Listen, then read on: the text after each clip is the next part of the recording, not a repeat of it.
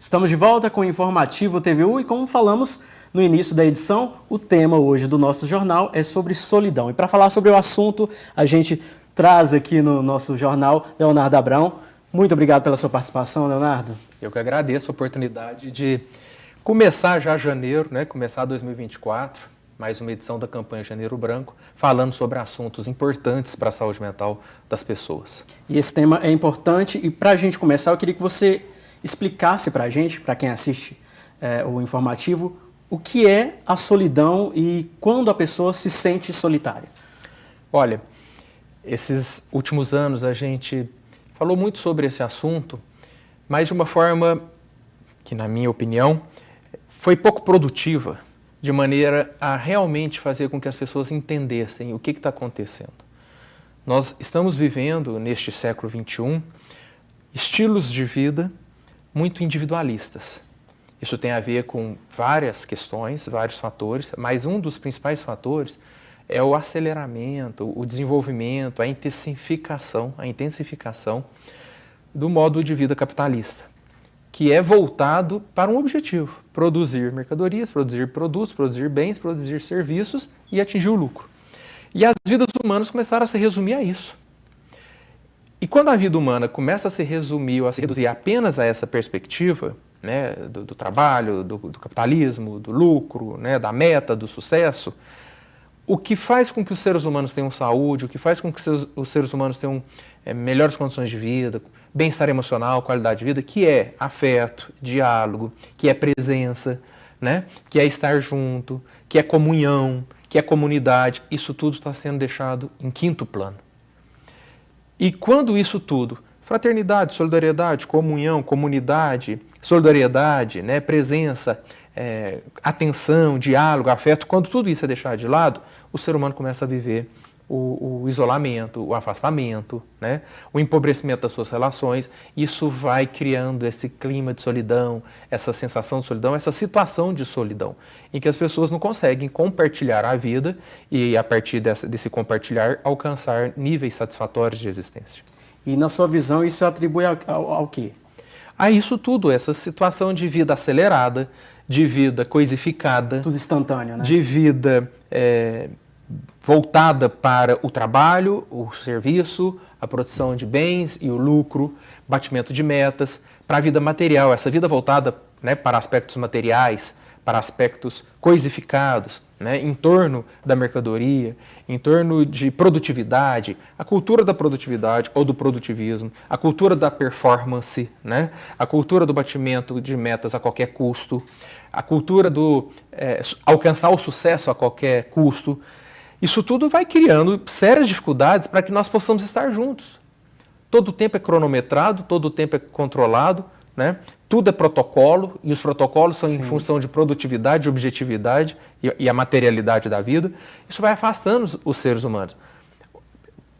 Pais com dificuldades de encontrarem tempo em quantidade e em qualidade para estar com as crianças. As crianças e os adolescentes quase que obrigados a pensar apenas já em profissão, em formação, em mercado de trabalho, quando crianças tinham que estar preocupadas com o quê? Brincar, Com brincar, com correr, com descobrir o mundo, com descobrir as coisas, com descobrir as coisas ao seu redor e dentro de si, inclusive. Sim. E os adolescentes também.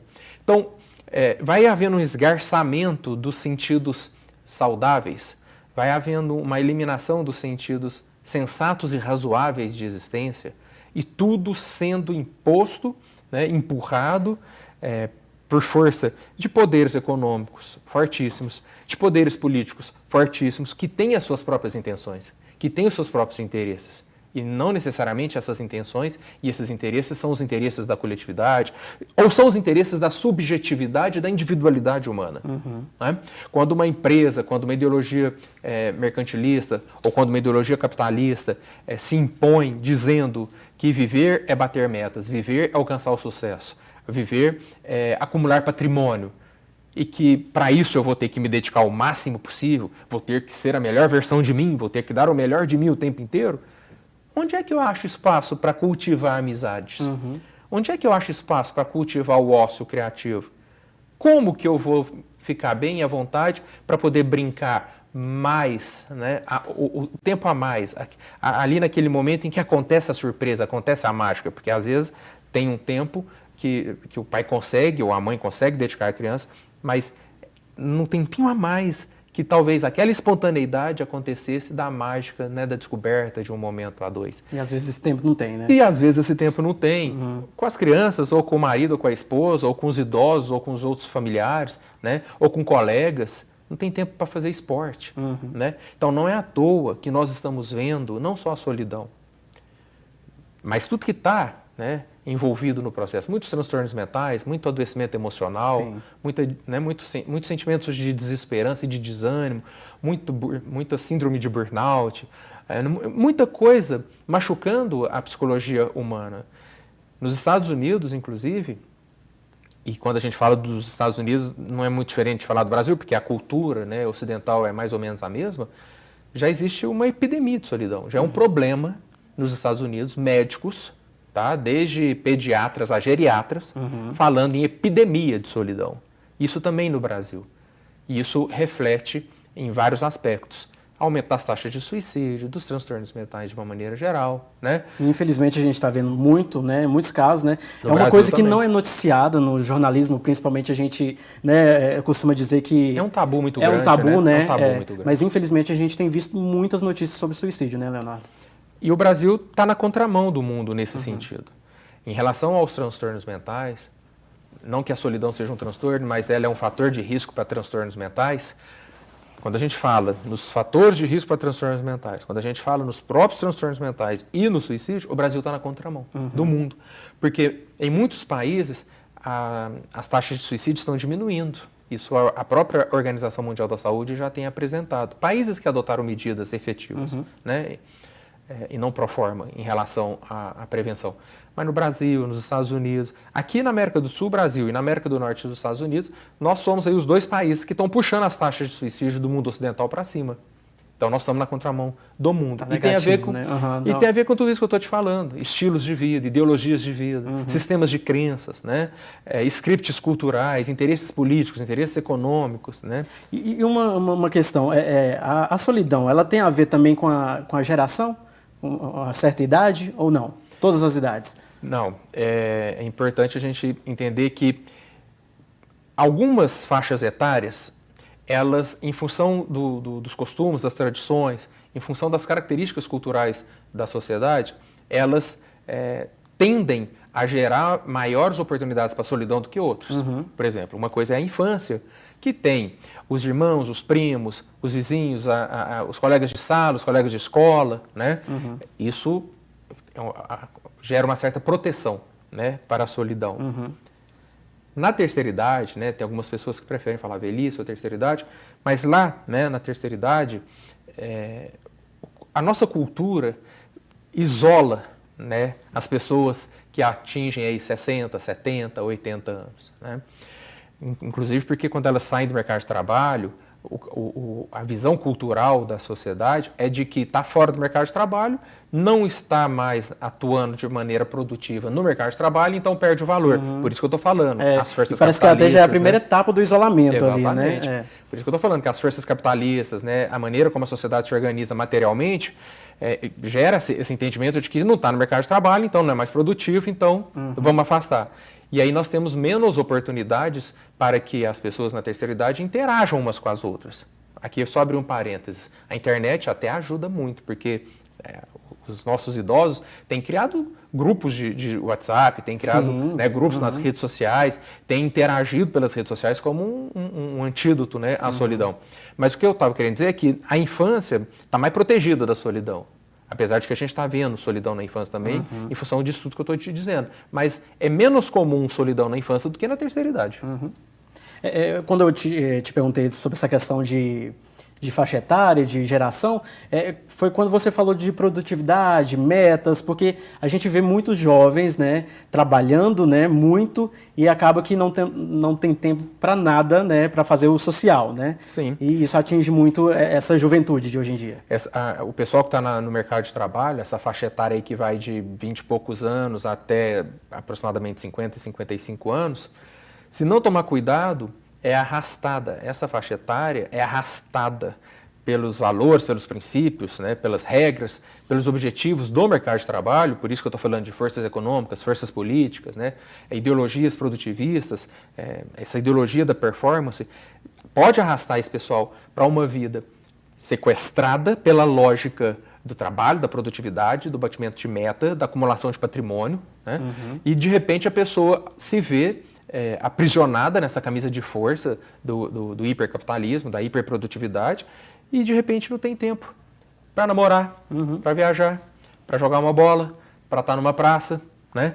Para curtir um cinema, para ir para um teatro, para ir para um museu, ou quando tem apenas um dia na semana, que é o do descanso, e aí nesse dia do descanso a pessoa não tem força para interagir, porque ela está esgotada, e muitas delas passam o dia ou no sofá ou na cama, né? Rolando a tela de celular, porque é o resto de energia que tem para fazer alguma coisa senão dormir. Bom, e quando a gente fala de solidão, a gente também está falando de saúde mental, né, Leonardo? E o Janeiro Branco, né, como já diz o nome, é uma ação que acontece nesse mês de janeiro para fortalecer ainda mais, né, a importância da saúde mental. E o idealizador do Janeiro Branco, dessa campanha, é você, né, Leonardo? E o Brasil todo já faz essa ação. Sim, nasceu aqui em Uberlândia, em janeiro de 2014, o Janeiro Branco. Se espalhou por todo o Brasil mesmo, né? Virando leis municipais, leis estaduais. Acabou de virar a lei federal. Federal, que legal. O Janeiro Branco é a campanha brasileira, então, sobre saúde mental. E janeiro é o mês oficial da saúde mental, reconhecido pelo Estado brasileiro, a Lei 14.556 de 2023. E também já acontece fora do Brasil. Fazendo isso, sabe? Discussões, reflexões, palestras, rodas de conversa, workshop, cursos, oficinas, né? Encontros entre pessoas para se falar sobre saúde mental, para se evitar a solidão. Porque a solidão é um fator de risco. Porque até um certo tempo não se falava em saúde mental, Não tanto igual fala hoje, né? Sim. Por quê? Era um tabu? Sim. Na verdade, ainda é um tabu, nós estamos vencendo isso daí, a campanha Janeiro Branco tem a sua parcela de contribuição, mas as pessoas têm muito medo de falar sobre o subjetivo, sobre o íntimo, sobre o que passa aqui dentro e aqui dentro.